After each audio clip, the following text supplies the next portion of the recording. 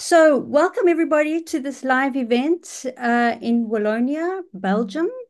I'm Kerry Brink. I'm from WWF Netherlands, based in the Netherlands, and coordinating with World Fish Migration Foundation.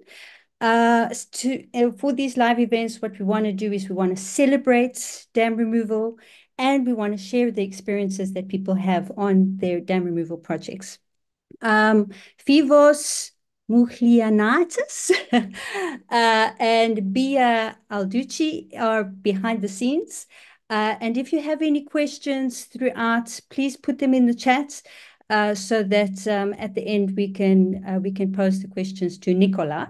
Nicolas Mayon is joining us from Belgium. He's from a national park. And his role within the national park is for catchment partnerships and to restore the rivers there on restoration projects and connectivity projects. Nicola is standing at one of the 11 culverts, and perhaps maybe Vivos, you can show us where Nicola is, and then we can have a chat with Nicola.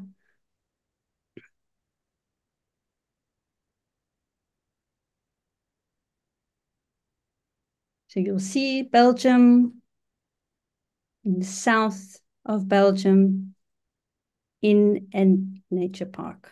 There he is. Nicolas, can we Hi, see Kerry. you? Hi, can everybody see you? I'm not sure if I just see me as pinned. There we go. I think now everybody can see you, Nicolas. Welcome and thank you so much for joining us and talking to us about your projects. Firstly, I would like to ask you about your organization, about yourself, about how dam removal came about, or culvert removals in this case, from your organization. Yeah. So, as you said, I work for Nature Parc Haute-Sûre Foret. I say it with a French accent because it's a French word, uh, which is located southeastern Belgium, just next to the border with Luxembourg, actually. And we got involved in river restoration quite early on, just at the creation of the Nature Park in 2001. But um, actually, dam removal just came out recently because I don't know about every country in Europe, but here in Wallonia, we tend to focus only on fish passage when it comes to the impact of dams and barriers, and we're still not yet focused much on sediment transport or river plasticity and so on. So dam removal just came out quite recently. I had the opportunity to attend a traineeship in France, actually, where on hydromorphological restoration and engineering, and just right after that, we performed our first dam removal operation on the Sûre River, which it's related as a case study on the Dam Removal Europe website, actually, and that was the real epiphany for me because when I saw how the river recovered, that was really very great. So from now on, I still advocate for dam removal whenever it's technically possible, I feel. Yes, fantastic. Great. And so you mentioned this other removal, but for this specific project that we're going to talk about are the 11 culverts that you've Hmm. removed. Perhaps maybe Fivos, will you be able to show us what the barrier looks like? And maybe you can just explain a little bit about this barrier before it went out. There's 11 culverts, but Hmm. we're going to, focus on this one because you're on site at this specific one. Can you explain a little bit? So yeah, we are here in the forest, and we have fragmentation issues because nearly every time a forest will crosses a stream, there is a culvert, and 99% of the time it's a bad culvert. And I like that one because uh, people looked at it and said it's not that bad actually. And we performed ICE protocol analysis on that to be sure. And what we saw that the slope was very steep and the flow velocity was very high. And actually, it was a major barrier for brown trout. and a total barrier for all of the species, actually. So even if it didn't look like that severe, it was a really, really major barrier in the river. Oh, So wow. yeah, uh, Interesting. and that was the case for most of the culverts we analyzed, actually. You don't really have to have a huge drop at the outlet of the culvert to make it a barrier for fish. Even really small structure can be a full barrier for fish. That's Mm. something we must learn. Yeah, yeah, fantastic. Great to hear that as well. And so we see you on site. Will you be able to show us? We've Yeah, seen the before. Now we all, drum roll. Let's see what it looks like after. I'm gonna switch views. Try to switch views. Actually, to show you. How can I do that? No? Mm, what should I do? Uh, that. With the camera, maybe? Yeah, Yes, exactly. there we go. So Perfect. here we Okay, are. okay, You see the stream and you see the new okay. bridge that has been installed. So we completely removed the old culvert uh, um, because we are in really environment protected area. We had to work very carefully. So we had to divert the stream into a huge pipe to work dry in order to not to flush mud into the river downstream. And so we removed the old culvert and replaced it by this kind of bridge. We did it here, but we also did it on 10 other places in the forest, actually. Hmm. And can you explain a little bit more about this culvert design and why you chose it? Yeah, there are many advantages on this culvert design, actually, because like what you see here is the removal of the culvert, uh, and what you see now is the building of the new bridge. And as you see, it's made of precast concrete element that look like big bricks of that famous construction game. I don't know if I can quote a trademark here, but I'm sure everybody knows what I'm Yes. talking about. And that offers many advantages, actually, because as you see in the picture behind you, Carrie, as we see it's restoring a natural riverbed, actually, as we see here. It's a free-flowing river that passes through the bridge, with natural riverbed with stones and so on. It's really built as a regular bridge with two abutments at the deck over the stream. The other advantages is that it's totally dry assembly with no mortar, no cement, so there's really low risk of environmental contamination. I Everything see. is dry, so that's really also easy to handle. And what the excavator operator told us, it's really easy to work with that kind of elements in very constrained environment, like here the forest where you got trees Yeah. everywhere. And so it's really easy because these are quite small elements that you can handle really easily. And so it offers really a great advantage Yeah, fantastic. on that. And what is the life expectancy for this kind of culvert? Are Ah, there issues? that's something I don't really know, actually, Okay. Okay. because it's a first for us. It's never been used in Belgium before, Hmm. and I saw that kind of work in France. I Okay. think it's used in French state forests, actually, but we don't have any experience on that, so it's quite a test, and we will see in the long run. Yeah. And were there any cost advantages? I think the cost is quite what I'm seeing here is just a small trout swimming through. What? Just just in Can you front of see a me. trout now? Yeah, really Can small one. can I don't know if she can show you. That's really I great. wonder Vivos, could you make a Nicolas full screen so we can see? I don't know if you can see it. I think it's gone now. Oh, it's a little bit I pixelated. think We it's can't gone. see. Ah, yeah.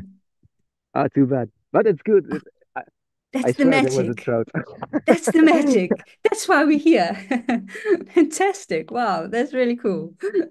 But But I, I, I don't I know what I get was so saying. excited when I see a fish close to a restoration site. Yeah, My gosh. Wow, that's cool. That's exactly why we want to do these live events too. So we can that is see the good. fish. I'm happy with that. Awesome. Okay, so Yeah, about the cost. We yeah, were yeah, talking the about the cost. costs, exactly. Yes. The cost it depends actually on the size of the bridge. As you can see, it's made of small elements. We can make big bridges and smaller ones. So it depends. But I think it's quite similar to regular culvert that people are so used to install on the streams. So I think it's not that much more expensive if it is. Okay. Okay, cool.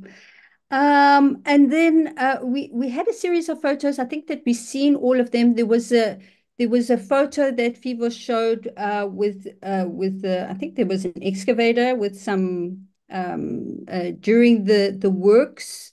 Is there any explanations there that you would like to talk about? I think the message is quite simple actually to build, and Yeah, the there. excavator There operator, we he had go. a lot of Yeah. fun. He said, I am paid to play Yeah. construction games." So Yeah. And yeah, those black pipes. these are the pipes we used to divert the I see. stream during Okay. the work, so there was no mud contamination downstream. So here Awesome. we were ready to install those big pipes Hmm. to divert the stream. Yeah. Hmm. Awesome. Okay. And then in terms of this project and the culverts, why did you have 11 culverts? Yeah. Why did you specifically choose these 11 culverts? Yeah, that's the good question because they don't look like huge dams actually. But these are a huge barrier for fish. But Okay. the reason why we focused on them is that we are now at a place of the last freshwater pearl mussel population in Belgium, actually. Uh, so there was a big environmental uh, context here and issues to restore free-flowing rivers, actually. Yeah. And these pearl mussels, maybe can you explain a little bit? They're endangered species. Yeah, Can you those pearl explain a little mussels are, bit more about these special species? yeah, I can show you one. This is a shell uh, of a Okay. pearl mussel. I found just along this stream, a few kilometers downstream. I don't know if we can see it well. Yeah, It, we you can see, see it. it's even tagged because we follow those population pretty close. Okay. Uh, and that animal is a really endangered one. If you look at the IUCN Red List of Threatened Species, it's listed as endangered, and at the European level, it's even critically endangered. So we have responsibility here to save those populations. And the Yeah. link between the culverts and the mussels Hmm. is brown trout uh, because the mussels, for its reproduction, the larvae, which we call glochidia, they have to fix onto the gills of the host fish, which is the brown trout in our case. So to put it short, if you want to save the pearl mussel, you have to have a healthy brown trout population. So brown trout must be able to access spawning ground, and that Yeah. was the problem here. Mm. All spawning ground were disconnected because of those culverts. Yes. So that's really interesting. And the brown trout, what are their populations? They in the rivers. This is one of the main reasons why you want to open up. What's the status of those populations at the moment? Well, actually, the administration performed fish survey and they saw that brown trout population were not at optimal levels, and we had good water quality, good habitat quality. So the reason was uh, river fragmentation actually, and we highlighted that with our study on using ICE protocols on all the barriers on the two water bodies with freshwater pearl mussel, Hmm. and that really was a problem here, a real Mm. issue for brown trout, that huge fragmentation, especially on small tributaries that they use as spawning ground. Mm. And then, of course, there's other migratory fish in the system. Can you elaborate on what other species there are that will benefit from these removals? The real migratory species here is brown trout. There are other Hmm. species that are protected, Natura 2000 species like brook lamprey or Hmm. also the common bullhead, Hmm. which we find there. There's not that much migratory fish, they don't move that much. Even old fish move for reproduction, but they're not moving that much. But actually, those fish are also not as good swimmers as the brown trout, and they will surely benefit from the culvert removal here because we Mm. have restored completely free-flowing river that they can afford Yeah. uh, for And how migration. many, you say completely free-flowing river? So, Mhm. so it's how many kilometers have been opened for this free-flowing river? Yeah, with the 11 culverts, we opened 28 kilometers of river into the forest. Oh, fantastic. Awesome. Yeah, we are quite happy with that. And it's Yeah, even better when we see, like a few minutes ago, I the know. trout that really swim through the new bridges. We see, okay, it's work. Yeah, yeah, fantastic. And I also have here a question about reintroduction. Is that Mhm. something that you are working on or thinking about? But for permafrost, Oh, actually, mhm, there is already young individuals that are released every year here from a breeding station. Uh, but we don't talk about reintroduction because there are still permafrost in the stream. It's more population reinforcement, just to cope with the high mortality rate of early life stage of permafrost. Uh, and for trout, the, the the choice is not to make any reintroduction because actually spawning grounds here are pretty good. The trout is already present, and culvert removal just made spawning ground accessible again. mhm, So what we say is just let's remove the problem and let the nature do the job after. yeah, yeah, So, and there is fantastic. one more reason. A genetic analysis has been performed on trout populations, and we see that we have native population with no integration with hatchery fish. So we want to save that also. So Yeah, no fish introduction okay. in this river. Yeah.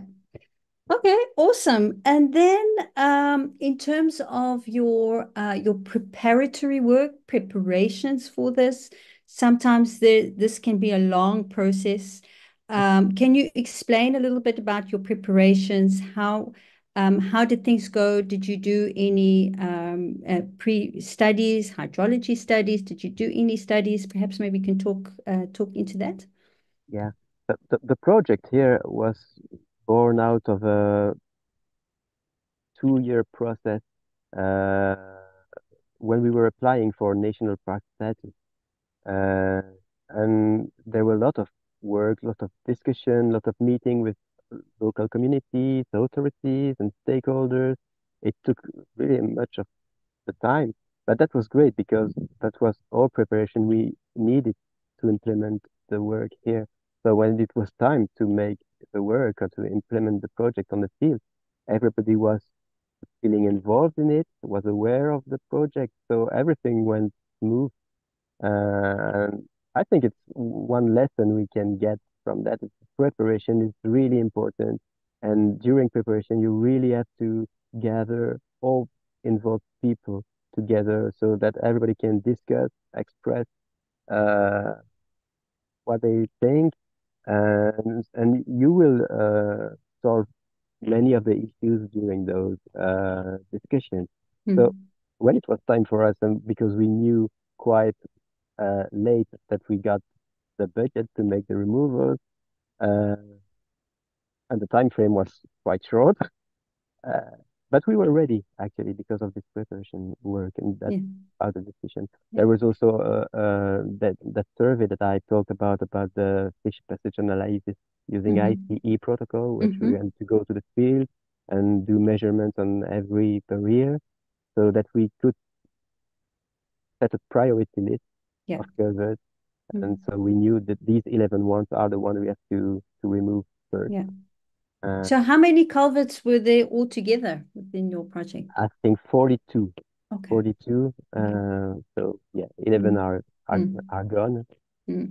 So there's still some job for us Yes, in the yes. coming years. Your job is not done, but No, we stand still and we celebrate this, and then yeah, after the celebrations, we start up again.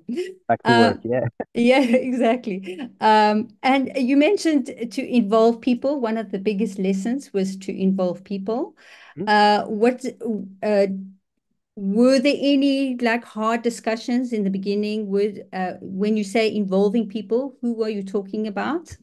Uh, Here it was quite easy because the culvert owners were either the Nature and Forest Administration or the local municipality, and there was no private owner, you know. So it was quite uh, fast discussion, and it was really great to discuss with those people because they were really responsive in lending a hand every time they could, and that's I would like to thank them for that. DNF and Municipality of Legis, those guys really helped a lot uh, for the project. Uh, Fantastic. yeah, there's a number two lesson also.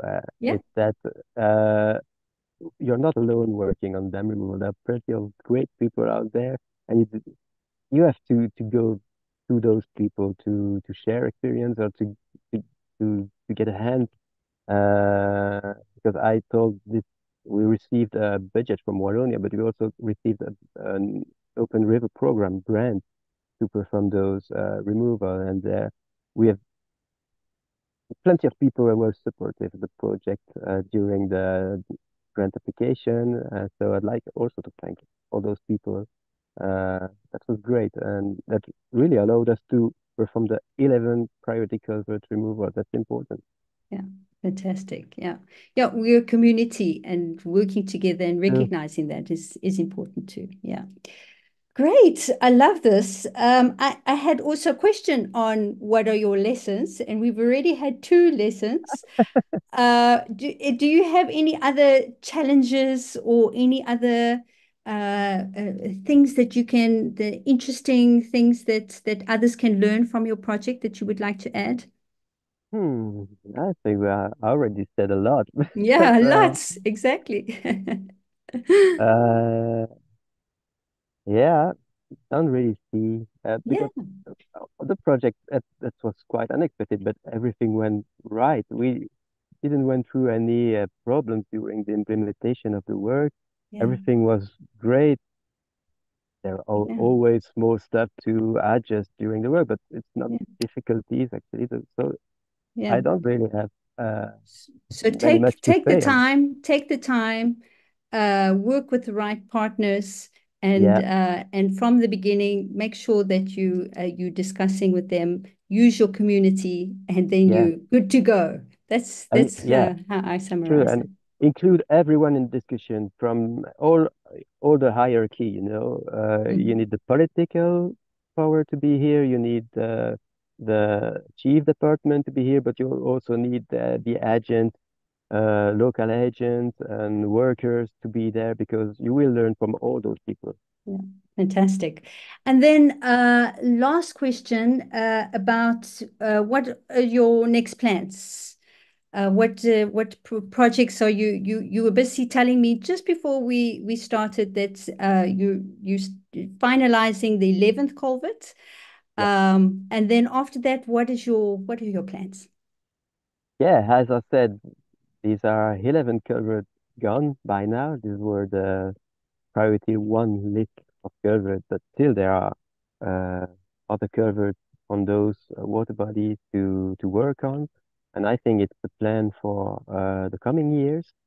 What's great also is that the Nature and Forest Administration actually, uh, well, they based on the experience of this project to by themselves also do some culvert removal on their territory. So that's pretty Great. great.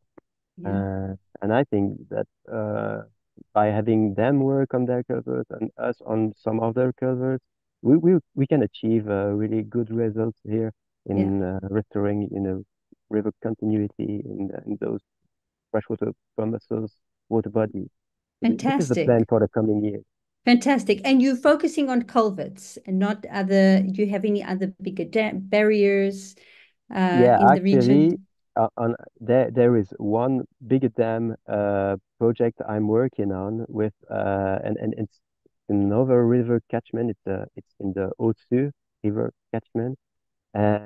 We work on that with a municipality of Martelan, which is the owner of the dam and of the mill reach is the name of channel. Yeah. Uh, we are working on a solution to make because they want have to still have water in the mill channel. Uh, uh, I think we have found something that could fit with dam removal while keeping water into the mill channel. So this is something we have to dig a little bit more, but I think for the coming years we can achieve also a project over there. Fantastic.